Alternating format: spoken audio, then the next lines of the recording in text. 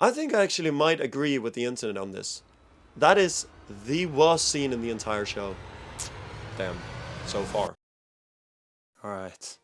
Stranger Things, Season 5, Part 2. This will definitely be interesting, to say the least. Well, given how well my last video on Stranger Things did, I'm hoping to see a lot of the viewers from that video come back for this one as well. Because I saw in my last video that 99% of the viewers are not subscribed. Which is, you know, interesting. But what that means is essentially subscribe to see my commentary on the finale as well. Yeah, I guess there's not much to do rather than, you know, just hop into it. So episode 5 starts with them just replaying the same lines and moments from the last 30 seconds of episode 4. Now, this is very short and it's not really a big deal, but I do bring it up because it is quite telling. I mean, the editors of this show know that 99% of people watch this as just brain-dead content, not taking it super seriously and not even necessarily being super invested in what's happening. So they add these moments to remind us of what we saw a month ago, because they know that the vast majority of the audience genuinely forgot. But I find it funny because, one, was this not one of your biggest payoffs? Was this not the moment that you expected to go viral all over social media? Will finally has powers and it's directed as this huge reveal. So why is it that you feel the need to remind us about it? Is it because you know that most of us don't care and didn't really feel it to be as epic as you intended it to be? But secondly, if you binge this show and not watch it on release as I'm doing right now, does it not get awkward where you watch the final part of episode 4, then you start episode 5 that just rewinds it back like 30 seconds and replays that and then continues on? Because I'm not talking about those previously on sections that you have for TV shows sometimes. This is genuinely just a rewinding of the tape. And even if you have those previously on sections, does it not get awkward where you watch the final part of episode 4, then a previously on section, most likely replaying that moment, then starting episode 5 replaying that moment again? And I want to say it again, I'm not even saying that this is that big of an issue. I'm not even sure I can categorically say it is an issue. I just feel like it's quite telling that the editors felt the need to put it in there, because that's telling me that the creators of this show know that most people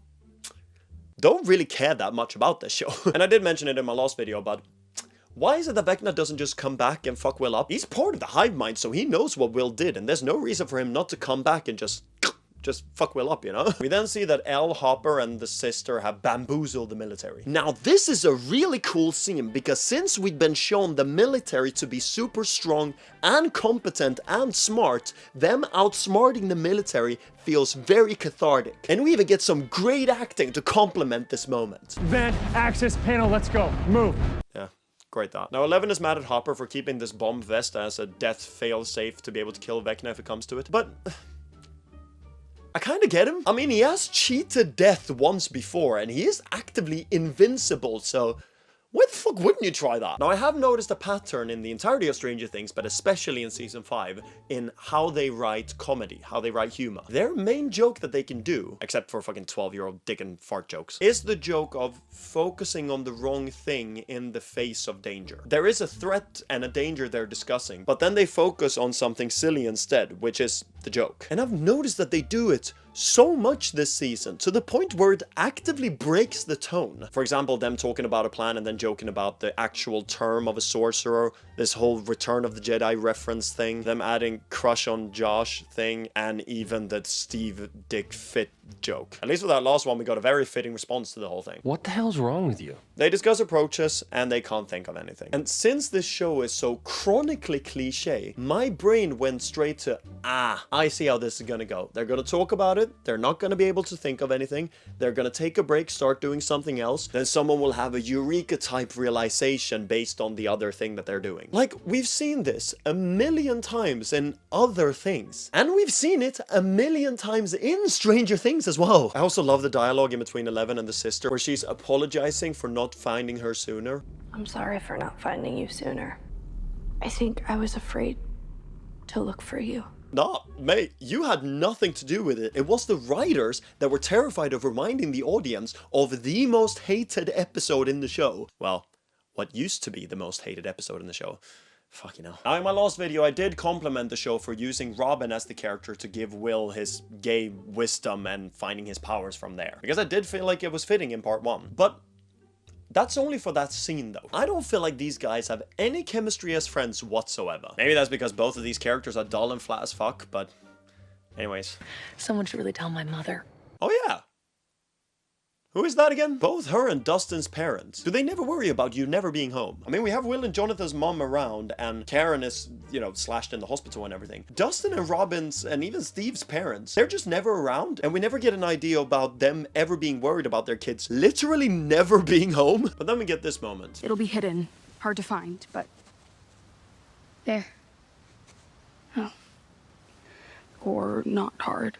Yeah. That was quite funny, to be fair. Yeah, no, fair enough. You made a good joke. Good on you. So there you go, from the basement memory into the library, and I'm sorry, I can't resist. No! No! No! But I guess we should talk about Dustin and Steven's fight. There's a lot of things to talk about here, and it's a complicated one, because whilst I do enjoy Steve calling out Dustin on his behavior, there are a lot of issues to dissect here. First, this has been so poorly built. I get that Dustin has been grieving and has been difficult to deal with as a friend, but we went from Dustin and Steve being best pals and the fans' favorite pairing of all the characters. So hopping straight to them being super annoyed at each other is so jarring, because we would expect Steve to be way more caring and supportive for Dustin. Having them almost hate each other like this is something you have to build on for a long time. But secondly, Steve blaming Eddie for playing the hero is completely flat because of blatant mischaracterization. Steve saying this has been directed as if he is calling out a pattern that we have seen from Eddie and Dustin in the show. It's directed as if Steve is the audience insert and he is saying what the audience is thinking. But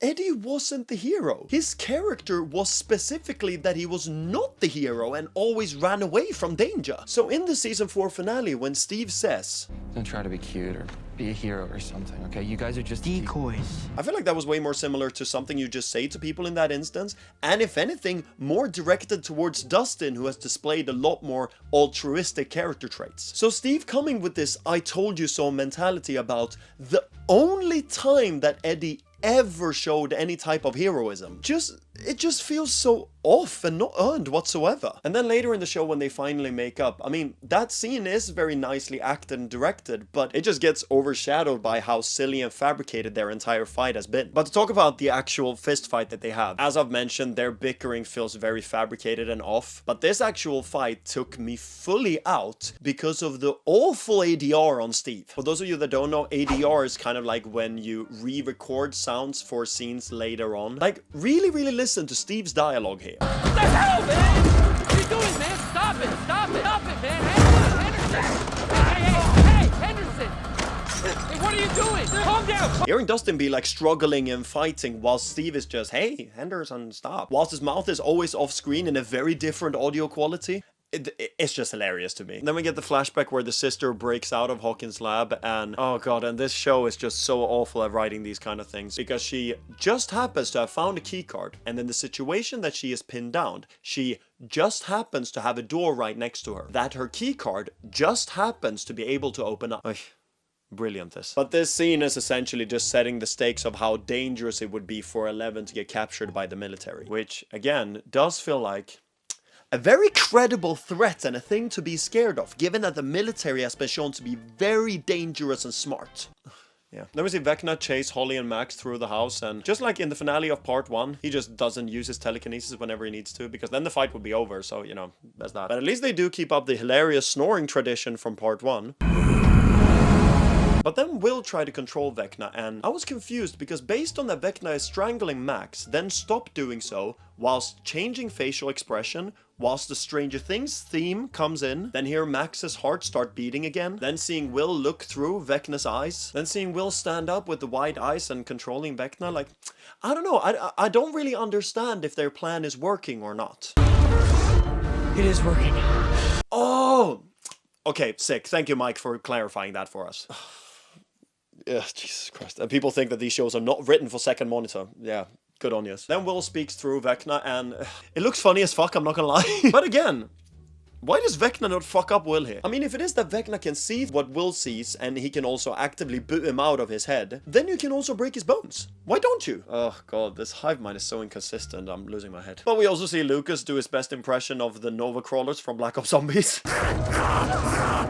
We then see them talking about dark matter and, you know, watching a Netflix show talk about dark magic, literally. Ich bin du. And then the power went out, so welcome to the next day where I'm continuing. But then we get the moment where Dustin is trying to call them on the walkie-talkie and it's not coming through. Why does this happen so much in this show? Like, there's a bad connection and you're kind of breaking up in the conversation. It is so awkward because they actually get the key information through so that we in the audience know what they're talking about. But the characters in the scene never hear what they say, so it's always just like, well, I can't hear you. Why does Dustin stop running up the stairs? I mean, apparently his discovery is so important, so he has to run up and tell them right away, but then he just stops running for some reason. And he even stays there and wait for Steve to catch up to him, and they sit over there and discuss for such a long time before he goes up the stairs. Like, we even cut away from him and back to him like 2 or 3 times before they actually go up the stairs. Like, apparently what you discovered was so important that you had to tell them right now, but it's not important enough for you to actually go up and tell them. But also, the book that they're looking in, apparently that was Brenners' journal. That was apparently in like a secret office behind this like room over here. I'm pretty sure Brenners' office wasn't there earlier, so it's very convenient that it's there now all of a sudden and that his journal with all the key information just happened to be there.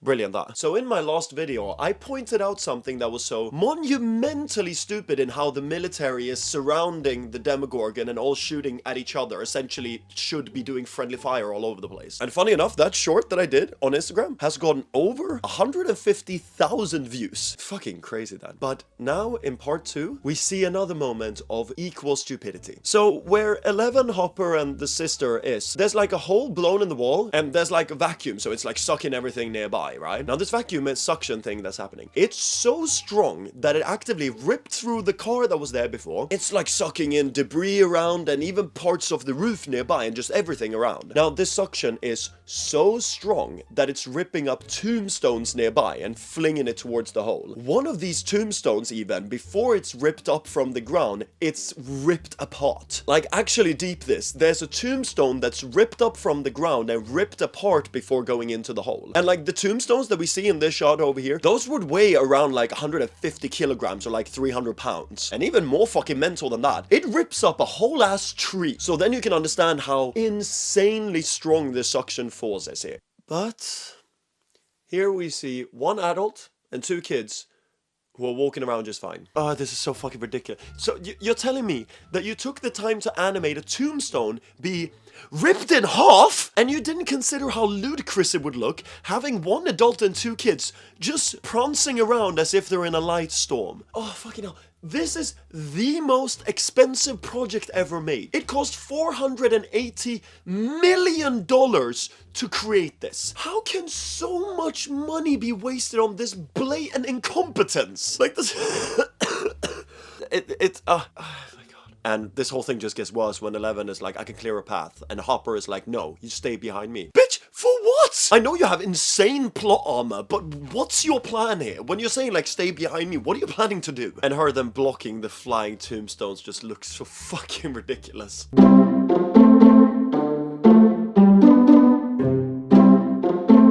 Speaking of that part, there's something that I want to bring up, and I'm kind of hesitant on bringing it up. Does Millie Bobby Brown not look weird this season? Bear in mind, like, I'm hesitant to say this because I find like commenting on actors' appearance as criticism for something is just very weird behavior. But there's something about Millie Bobby Brown having like this permanent handsome Squidward face this entire season. And the reason why I bring it up is because I feel like she hasn't had that in previous seasons, which makes me think that it's her actively doing it and that it's her acting, you know? Like, I don't know, it's weird. But then we have Max and Holly be chased into the cave and they have like a screaming match with Vecna around the corner. Gosh, where to begin? So in my last video, I did compliment Nell Fisher's acting because I think that she delivered some fantastic moments in part 1, given that she's fucking 14 years old. That's not really here anymore. Now she's just a regular kid actor. I don't know how she regressed, but anyways. But this dialogue is so fucking corny. Like, am I supposed to take Vecna seriously where he, in the last episode, did this?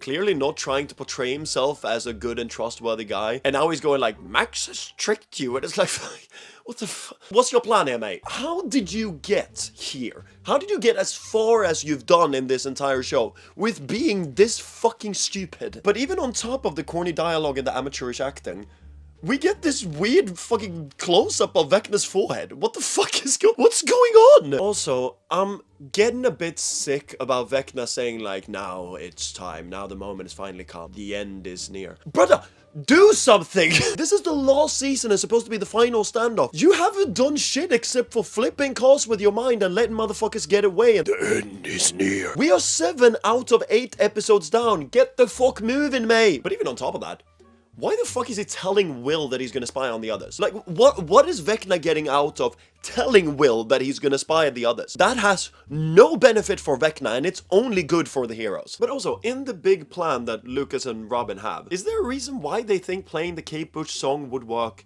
now? Like, I know that now Holly is there and they're trying to break out in their big plan and everything, but is there a reason why they think that playing that song now will work differently than it's worked for the past 18 months? Like, yeah, oh, I don't get it. But we then see that Nancy and Jonathan are in this room that's melting. Now, I don't know if this is like wet paint or yogurt or cum, but funny enough, the writers don't either.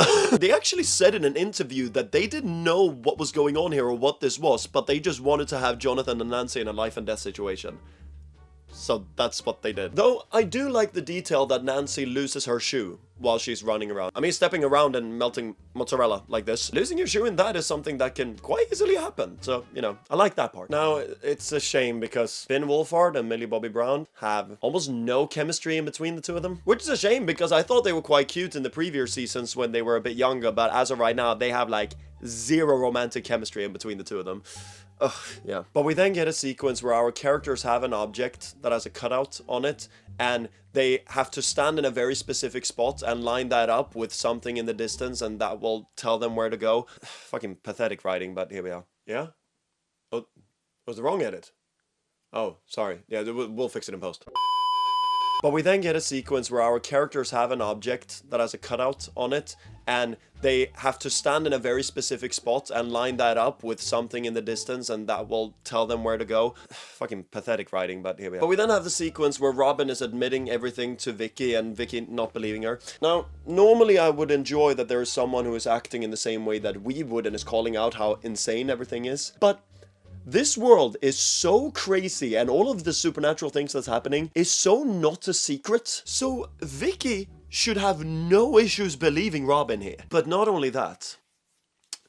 What was the last thing we saw Vickie do in season 4? She worked at the help center for the people who were affected by the world splitting and meshing with the Upside Down. She has been in first-hand contact with all of this. Why does she not believe Robin here? And then we eventually reach the Jonathan and Nancy breakup scene. Now, I actually really like this scene. These two guys have great chemistry here again, something that we haven't seen since season 2. I like the dialogue and what happens with both characters here. But the thing is, this scene and this moment right here has the Duffer brothers are too cowardly to commit written all over it. This feels exactly like the type of thing that the Duffer brothers will backtrack on when it comes to the finale. But as long as they commit to it, then it's actually a really good scene. Some lines of dialogue are a bit cheesy and on the nose, but in general, it is a very solid scene. But the really funny thing about that scene is that there's currently a debate going on online on whether that was a breakup scene or a proposal scene. Which is so funny because it obviously is a breakup scene, but that reaction from a lot of audience members is very telling. Since it is that this show is allergic to subtlety and they always spell out exactly what's going on and what's on every character's mind. So when they show us a little bit of subtlety and leave room for interpretation, people just get confused. But it also could be a thing that this show in general does attract audience members who are not interested in subtle storytelling, so that could also be that. But yeah, anyways. Good scene, as long as they commit to it. We then get Vecna's memory scene about this tunnel underground and they find a dude in there. I mean, virtually nothing about this scene makes sense and it's all very mysterious. Maybe it's a setup for later, but I kind of have a feeling that we will never return to this scene, given that we have, you know, 1 episode left. But then Henry is shot in the hand and the dude is like reloading his gun and then he's done reloading and he aims it at Henry. And Henry charges like 5-6 meters towards this guy and the dude just doesn't shoot again for some fucking reason. But Henry beats him up with a rock and we have this moment where he's looking inside of this mysterious briefcase and Holly is looking at them. Then we cut away to Holly being over by the rocks with Max. Like, not telling Max anything about the briefcase. I mean, we don't know if Holly looked what was in there, if she didn't see, or she doesn't, like...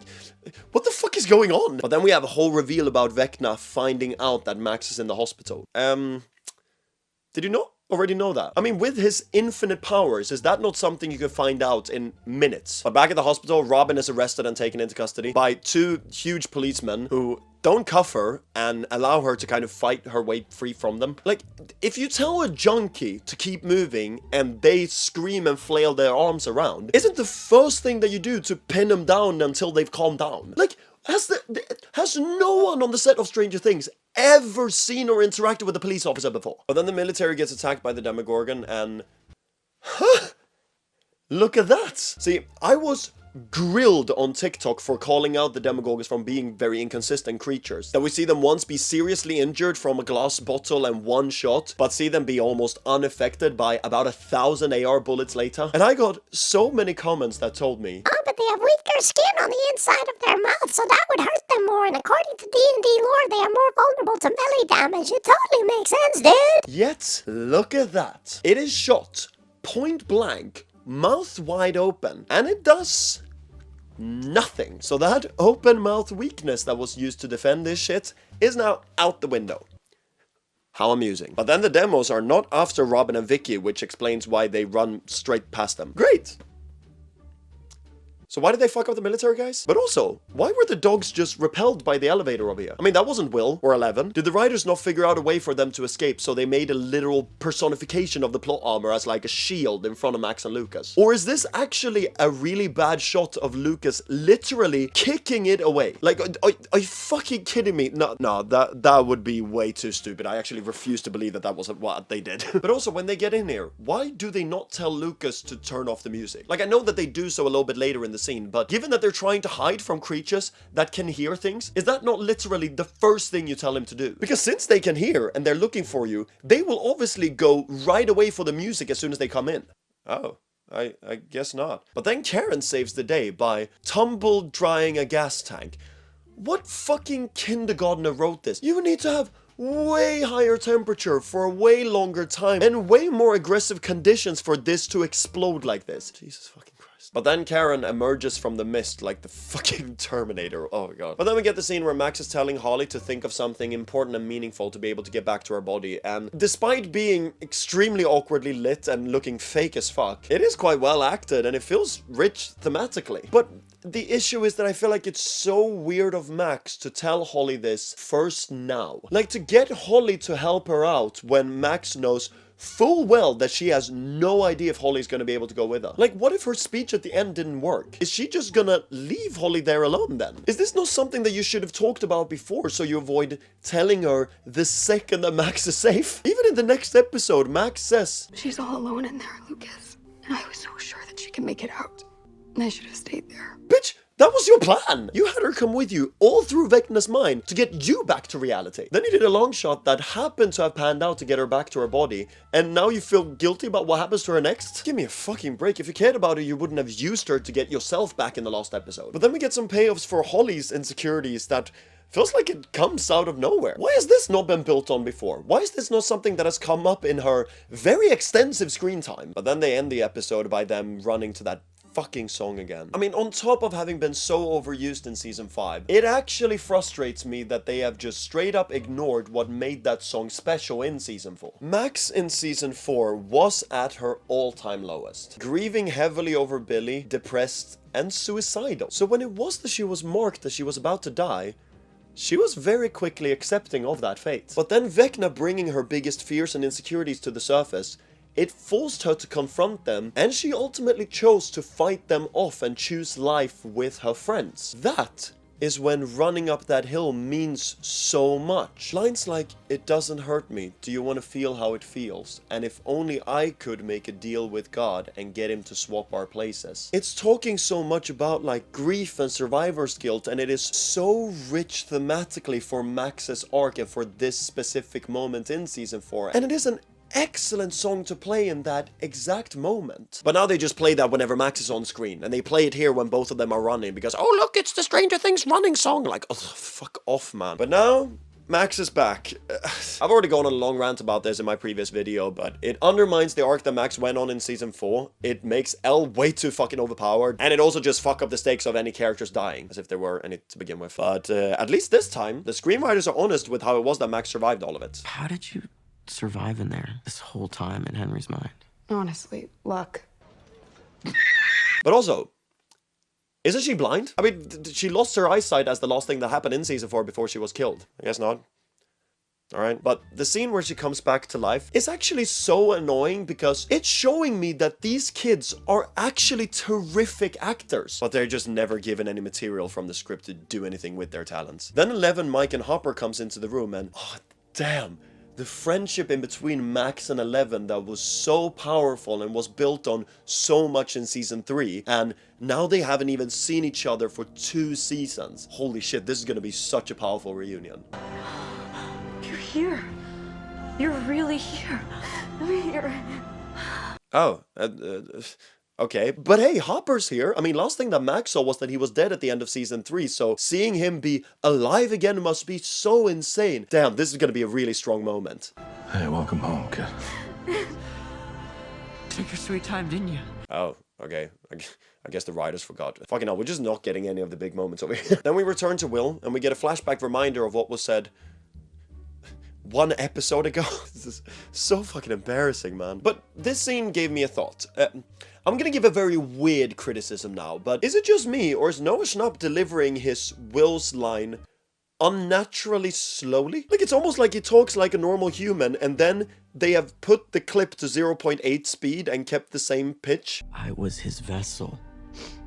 A vessel to channel his powers, to spy, and to build. I was his vessel, and his vessel to spy. Yeah, as I said, very weird criticism. Now, it's interesting that Will sit and feel guilty about having dug the tunnels in season 2, which was something that I got wrong in my last video, actually. I gave the criticism in my last video that I found it weird that our characters managed to dig out this huge tunnel, but actually that was the tunnels from season 2, so I got that wrong. But I don't get why Will feels so bad about it, given how insanely convenient these tunnels have become for our main characters, both being able to reach into the base without any consequences, but also reaching into the trailer with all the kids in the part 1 finale. Like, I just feel like Will is being so whiny and such a wimp. Not to mention the god-awful coming outs. I'll get there. Trust me, I'll get there. But also, a tiny but quite hilarious thing. Back at the hospital, Hopper has the radio and Erica phones in, and he gives the radio to Lucas, and I feel like the sound editors accidentally left in a fucking punch sound effect when he gives the radio. Like, he gives the walkie to Lucas, and you just hear this punch sound effect.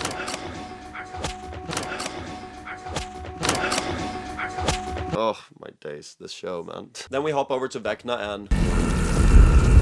Then they gather in the room to talk through their plan, and I feel like this is a good moment to talk about how insanely formulaic these plan scenes they have in Stranger Things are. They are always structured the exact same way. It is always one person monologuing for a bit, some characters cutting in a point, 4 like half lines divided in between some characters, and then another character fills in the end of the plan. Like, it goes like this every single time, and it just gets so old to watch. I actually saw a tweet that captured this energy better than I've ever seen before. He did like, if the Council of Elrond was written by Stranger Things. It's fucking hilarious. I'll link the tweet first thing in the description. Now, there is a tiny moment here I like in Isolation. They go through another one of their silly plans, and then they add the line of, "This plan hinges on stopping Henry, and right now Jane is fighting him alone." and they cut in Hopper's reaction to that line. Now, Hopper and 11's arc in season 5 has been fucking abysmal, repeated from earlier seasons, contrived, and extremely silly. But this tiny moment here is nice. Just a quiet reaction of Hopper realizing that Jane is gonna do something dangerous. Just him in the back not being seen by other people. Yeah, about 24 frames of good filmmaking. Oh, great. We then get a scene where Holly's best friends and the rest of these 9-10-year-old kids, they all worry about Holly and they try to talk some sense into her. Then Holly tries to escape by beating her best friend in the face with the radio and runs out. Then the other kids and all of her best friends run after her and beat Holly up and try to strangle her. What the fuck is going on? Well, I guess it's time to tackle the scene. Here we go. So there are a lot of issues to tackle around this whole thing. First issue, the lack of privacy. Will sitting and talking with his mom and then coming out then, it would have been a little bit cringe, but there would have been something to it. Or including Mike over here and him coming out then. It would again probably be a little bit cringe, but there would be something to it. But then Will goes fuck it and say, I'm gonna include everyone. Then there is the self-absorbed aspect of it. What's funny is that throughout the entirety of season 5, I've always felt like Will really looks like Harry Potter in so many shots. And now he becomes the Harry Potter narcissistic meme. It was all about me, like, oh my, Jesus fucking Christ. But in all honesty, I felt like Noah was the best actor out of the kids back in season 2 and 3. But his acting in this scene is fucking horrendous. Like, what is this face?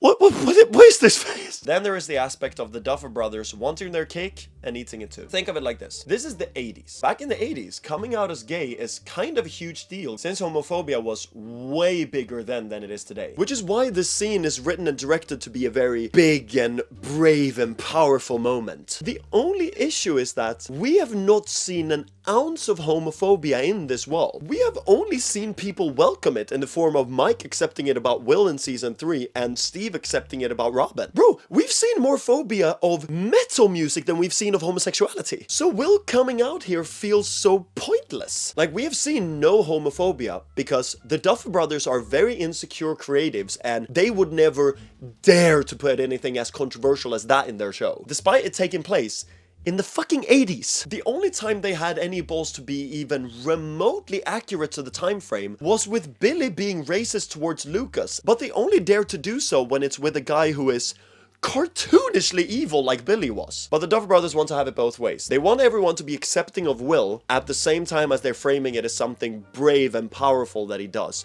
This is just not how writing works. But also, this scene bookends with Will coming out being how he finds the strength in himself to be able to fight Vecna. You know how I've criticized this show for repeating character arcs from previous seasons? Well, now they repeat arcs from the previous episodes! I even had a section of my rant of season 5 part 1 where it was that I complimented that they leveraged Will being closeted and it becomes both a character and thematic turning point that he kind of discovers himself and then discovers his powers at the same time. Only for part 2 to have him literally doubt who he is again and saying that he's not ready to fight, but now he's come out so now he's ready to use his powers again. What the fuck is going on? But the biggest issue about this scene is the lack of urgency. The feeling that this is the only thing that matters right now. Like, everyone was outside and gathering and prepping to go on a mission to find Holly and 11 other kids and fight Vecna. But then as you're gearing and prepping up, Will comes outside and he tells everyone to gather inside. I have something to tell you. Realistically, Mike should be going like, dude, my sister's in danger. Can this wait a little? And Will just goes, no. And then when he starts bullshitting about their D&D and snacks and everything, I feel like most of them should be going like, dude, great, we like you too, but can we fucking leave? I think I actually might agree with the internet on this. That is the worst scene in the entire show. Damn. So far. But we reached the final standoff and, yeah, where do I begin? Well, in the finale of part 1, then our heroes did get caught by the tunnels. So obviously the military knows about the tunnels underneath the base. So realistically, they should search those tunnels and make sure that no one accesses the base again. Right? No. Hopper could just reach into the base again. No issues at all. It was already dumb in part 1 that those tunnels are just in there and he can go in and out without ever being seen. But now they know about the tunnels underneath their base and Hopper is still allowed to just walk in and out. I lost my head about this in the previous video. How the fuck did they make it worse? But here... Next... I can't help myself. Like, what the fuck? This is the goofiest shit I've ever seen in my life. They have handguns and automatic rifles shooting at the driver's seat, so Murray should be Swiss cheese at this point. But the worst thing, we have like 6, 7... we have like 7, 8 soldiers that are approaching this truck. Soldiers with automatic rifles that are shooting the truck. But then... Nancy pops out from the top of the truck and managed to bullseye all the fucking soldiers down there. Like, what the fuck is going on? Nancy has the time to be shooting in one direction, hear shots come from another direction, turn her head, then turn her body, then aim, pop him in one burst without having a single shot get near her. What the fuck is going on? And then they drive through the thing with Linda Hamilton aiming at the open truck in the back without shooting. I don't know why. Then we cut over to Vecna with the kids. He sits around and... Like, I don't even care at this point. Like, you know what? I'm just gonna end it right there. I can't be bothered talking anymore about this. So now we have seen all but one episode of Stranger Things. Holy shit. What a barbaric fuck-up of a season. The writing quality has been so horrific for this season, and it's just... I want to highlight this again. What we're looking at right now is the single most expensive movie or TV show ever produced. Ever. $480 million, and this is the bullshit that we get for it. What a mythological waste of money. What the fuck is happening over here? And the thing is, what's so insane is that I've been calling out the poor writing quality in Stranger Things since I watched it first just a few months ago, and back then, I got slewed hard for criticizing this show. And maybe it's just what I see online, but I've seen that people are turning hard on this show. The criticism that is flung at this season is absolutely insane, which I don't necessarily mind that much because it's given me the possibility to make very funny videos, and it's given me the possibility to kind of grow my following and community over here, which is just wonderful. But yeah. Only one episode left. Holy shit. I really am getting a lot of the vibe that this will be remembered in the same way that Game of Thrones was remembered. And it's gonna be so interesting because now I'm noticing the public start to turn on it, and I think that will stretch over into the mainstream media as well. So yeah, we'll see. Only one episode more to go, and I guess that will be my first video of the new year. Please tell me what it is that you think about these episodes down in the comment space below, because my favorite part of my other video is hearing all of your guys' thoughts and analysis and everything like that down in the comment space, so please do that again. And if you enjoyed this, you can then watch my review for seasons 1 to 4 and my review for season 5 part 1 as well. Or you can watch some of the more positive things I've reviewed. I mean, I've reviewed Pluribus up until episode 7, so I have one more video to do on episode 8 and 9 and the entire season. I'm quite happy with it. Yeah, anyways. See yas.